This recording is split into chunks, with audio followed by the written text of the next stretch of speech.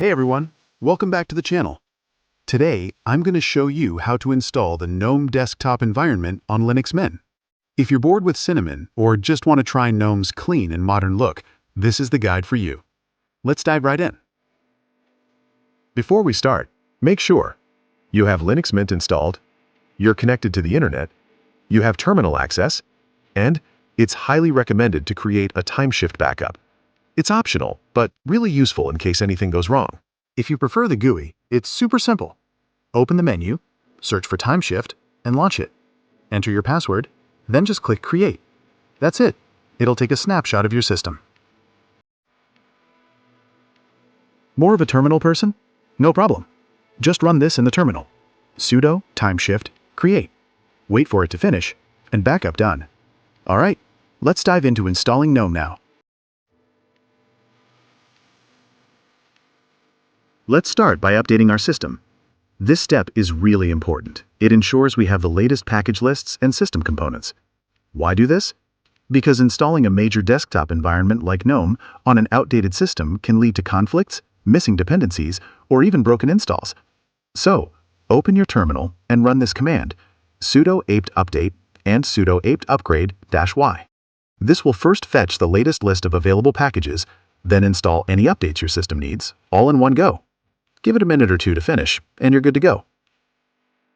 Now, open your terminal and enter this command, sudo apt install gnome-session, gnome-shell, gnome-control-center, gnome-terminal, Nautilus, GDM3-y. You can copy and paste it. Don't worry, I'll also include it in the video description. This might take a few minutes, depending on your internet speed and system. Just sit back and let the packages install. Once this is done, we'll switch over to GNOME officially. Linux Mint, by default, uses LightDM as its display manager. That's the software that handles the login screen. But since we're switching to GNOME, it's better to use GDM3, which is the display manager built specifically for GNOME. Using GDM3 ensures smoother compatibility, proper session handling, and the best GNOME experience overall. When the configuration window appears, use your arrow keys to move the selection, choose GDM3, then press Enter. That's it. GDM3 is now set as the default display manager. You'll notice its sleek look when we reboot and log in. Up next, let's reboot the system and jump into GNOME.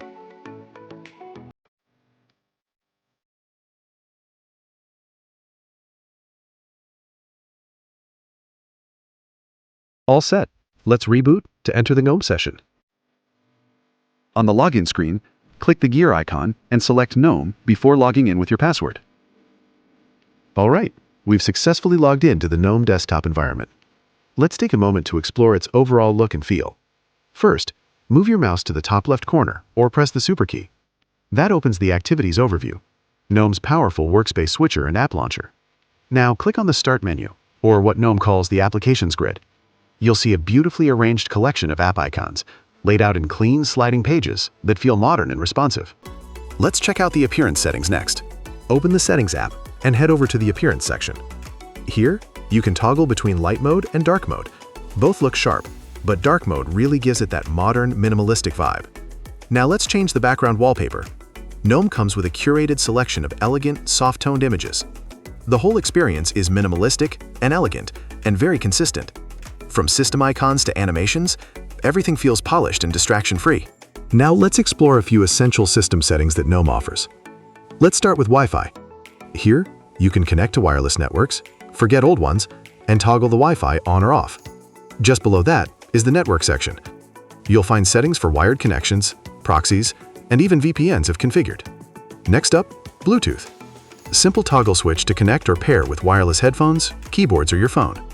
Now scroll down to Displays.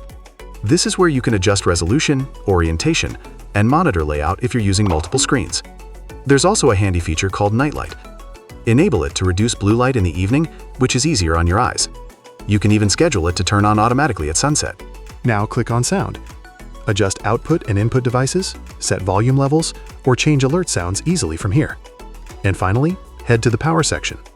Here you can view battery status, configure screen blanking, and explore power modes like Balanced, Power Saver, or Performance, depending on your needs. It's all presented in a clean and distraction-free layout. Exactly what GNOME is known for. Now let's move on to multitasking settings. GNOME offers some neat features here to enhance how you manage windows and workspaces. In the Settings app, scroll down and click on Multitasking. Here, you'll find options like Hot Corners, where moving your mouse to the top left automatically opens the Activities overview, and Active Screen Edges, which let you trigger certain actions when your mouse touches the sides of the screen. It's designed to make multitasking quick and fluid, especially useful if you're working with multiple windows or virtual desktops. Though, honestly, I'll mention, Hot Corners and Active Edges didn't seem to work for me this time. Maybe it's a bug, or maybe I'll need to enable some additional GNOME extension later.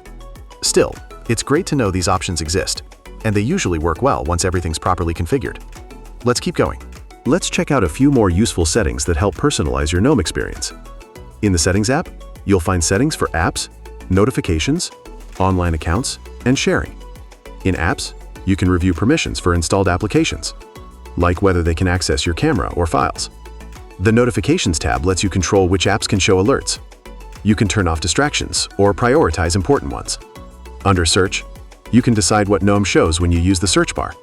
For example, you can disable results from files or calculator if you don't need them. Next, go to Online Accounts. Here, you can link services like Google, Microsoft, or Nextcloud to sync your calendar, contacts, and email. And finally, there's the Sharing tab. Enable this if you want to share files or media with other devices on your network. Set everything up the way it works best for you. GNOME makes it easy to keep things private, streamlined, or fully connected. Totally your choice. Now let's explore hardware settings in GNOME. Under Mouse and Touchpad, you can adjust pointer speed, enable tap to click, and tweak gestures. In Keyboard, change shortcuts or input sources easily. Jump into Displays and scroll down to Color. Great for managing monitor profiles, especially for editing work. Head to Printers. GNOME auto-detects most and lets you add or manage them with ease. It's all clean, simple, and no terminal needed. Lastly, let's head into the System settings.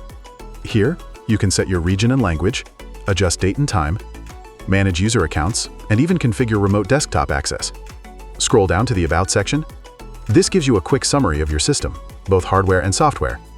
Here, you'll see that we're running the latest GNOME 46 on the X11 Windows system, along with CPU, RAM, and disk info. A great way to confirm everything is set up and working smoothly. GNOME uses Mutter as its default window manager. It handles window animations, layouts, and effects behind the scenes. Nautilus is the default file manager in GNOME. It offers a clean, minimal interface to browse files and folders, simple and efficient. It loads fast, clean and lean, with neatly arranged icons and a minimal layout that avoids clutter. We're running version 46.4, and it sticks to the essentials, no extra panels or toolbars unless you need them. However, I noticed the system is using around 1.7 gigabytes of memory, which feels a bit high compared to Cinnamon, where usage is generally lighter.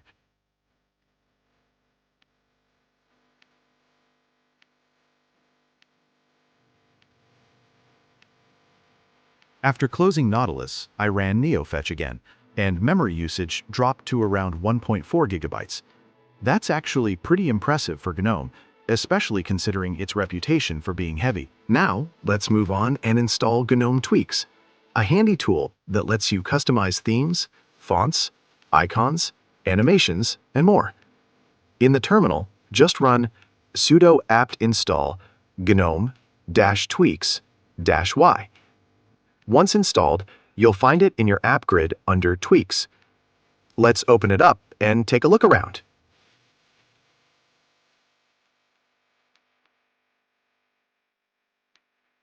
Indeed, GNOME Tweaks provides a great way to customize your GNOME experience.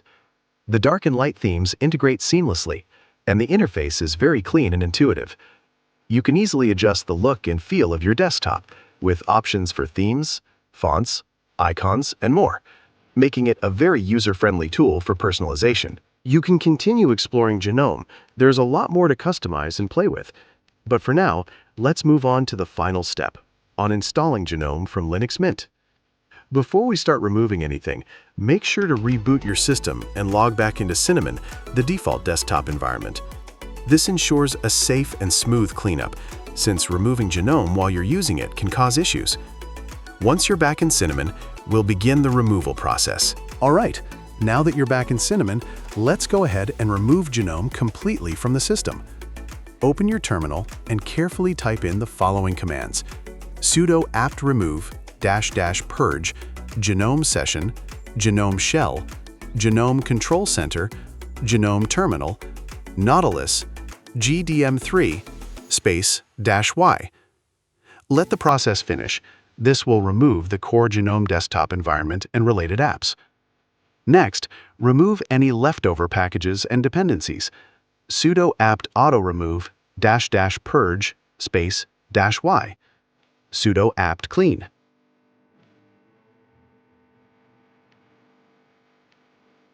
Now we need to reconfigure LightDM, the default display manager in Linux Mint. Sudo dpkg-reconfigure LightDM. When prompted, use the arrow keys to select LightDM and hit Enter. Once that's done, reboot your system one final time. Sudo reboot. That's it. GNOME is now completely removed, and you're safely back in your clean Cinnamon environment. And that brings us to the end of this walkthrough. We installed GNOME on Linux Mint, explored its features, tested performance, and finally learned how to cleanly uninstall it. If you found this helpful, don't forget to like, subscribe, and hit the bell icon so you don't miss future Linux tips and tutorials. Got questions or suggestions? Drop them in the comments. I'd love to hear from you. Thanks for watching, and I'll see you in the next one.